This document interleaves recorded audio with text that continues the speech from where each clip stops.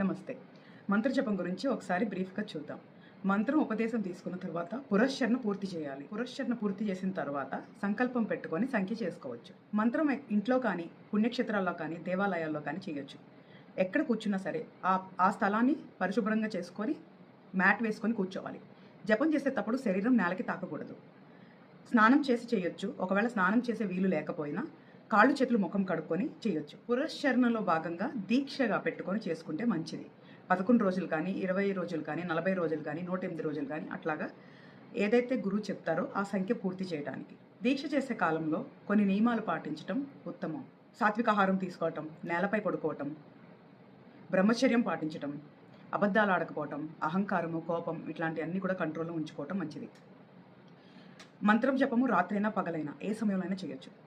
మంత్రం అనేది రహస్యం కాబట్టి అది ఇతరులకు వినపడేలాగా కానీ ఇతరులకు చెప్పడం కానీ చేయకూడదు. మంత్ర జపం చేసేటప్పుడు కొత్తలో పెదాలు ఆడిస్తూ చేస్తే మంచిది, కానీ శబ్దం పైకి రాకుండా చూసుకోవాలి. సంఖ్య, శబ్దం ఈ రెండు కూడా చాలా ముఖ్యం. కాబట్టి జపం మొదలుపెట్టినప్పటి నుంచి ఒక చిన్న పుస్తకం పెట్టుకొని అందులో డేట్ వేసుకొని ఆ రోజు ఎంత సంఖ్య పూర్తయింది అనేది రాసుకోవాలి. కనీసం 1 గంట సేపు అయినా సరే ప్రతిరోజు మంత్రం జపించాలి. అంతే తప్ప 1 మాల 2 మాలలు చేస్తే అవ్వదు. ప్రతి మంత్రానికి ప్రత్యేకమైన జపమాల ఉంటుంది. ఆ మంత్ర దేవతకి ఆ జపమాలతోనే జపం చేయాలి. ఒకవేళ లేని పక్షంలో టైమర్ పెట్టుకోనైనా చేసుకోవచ్చు. మంత్ర సంఖ్య పూర్తయిన తర్వాత హోమాధికారం వస్తుంది. హోమం చేసుకోవటం మంచిది. హోమాధికారం వచ్చిన తర్వాత, హోమం పూర్తి చేసిన తర్వాత తర్పణాధికారం వస్తుంది. జపం, తర్పణం, హోమం ఈ 3 కూడా విశిష్టతను కలిగి ఉన్నాయి. హోమం అనేది అగ్ని కాబట్టి అగ్నిలోకి దేవతలు రావడానికి ఇష్టపడతారు కాబట్టి హోమానికి కొంచెం ఎక్కువ ఫలితాలు ఉంటాయి. మంత్రం చేసేటప్పుడు అతి వేగంగా కాకుండా, నిదానంగా కాకుండా సమవేగంతో చేయాలి. ఒక్క చోట కూర్చొని చేసిన సంఖ్య మాత్రమే పరిగణనలోకి తీసుకోబడుతుంది.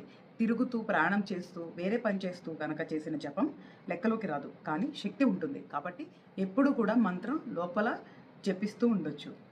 ఎలా అయినా కూర్చొని చేయొచ్చు. మొదట్లోనే ఆసనాలు అలాంటివి ఏమీ పెట్టుకోవద్దు. మీకు కంఫర్టబుల్గా ఉన్న ప్రదేశంలో సోఫా కానీ, చైర్ కానీ, నేల మీద చాప మీద కానీ కూర్చొని మీకు కంఫర్టబుల్గా ఉన్న సిట్టింగ్ పొజిషన్లో కూర్చొని జపాన్ని చేయొచ్చు. గురువే దైవం కాబట్టి మొదట గురువుకి నమస్కరించుకొని మంత్రదేవత విగ్రహం కానీ, పట్టం కానీ, యంత్రం కానీ పెట్టుకొని పూజించి ధూప దీప నైవేద్యం పెట్టి మంత్రజపాన్ని మొదలు పెట్టాలి. ఏదైతే మంత్రజప మాల ఉందో ఆ మాలతో కానీ లేదా టైమర్తో కానీ జపాన్ని చేసుకోవచ్చు. మీకు ఎటువంటి సందేహాలు ఉన్నా కూడా కమెంట్ సెక్షన్లో అడగండి, నేను సమాధానం చెప్తాను. మంత్రజపం చేసేటప్పుడు సంఖ్య పూర్తవ్వకుండా ఎన్నో ఆటంకాలు వస్తాయి. చెడు కర్మ కూడా ఆపడానికి ప్రయత్నిస్తుంది. కాబట్టి దృఢమైన సంకల్పంతో మంత్రజపాన్ని చెయ్యండి. ఎలాగైనా సరే మంత్రదేవతలు సాధించుకొని మీరు అనుకున్న సంకల్పం నెరవేరాలని మనస్ఫూర్తిగా కోరుకుంటున్నాను.